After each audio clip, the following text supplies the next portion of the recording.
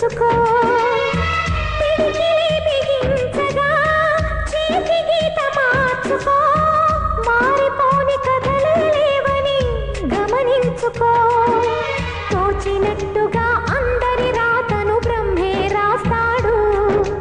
నచ్చినట్టుగా నీ తల రాతను నువ్వే రాయాలి ధైర్యాన్ని దర్శించి దైవాలే తలదించగా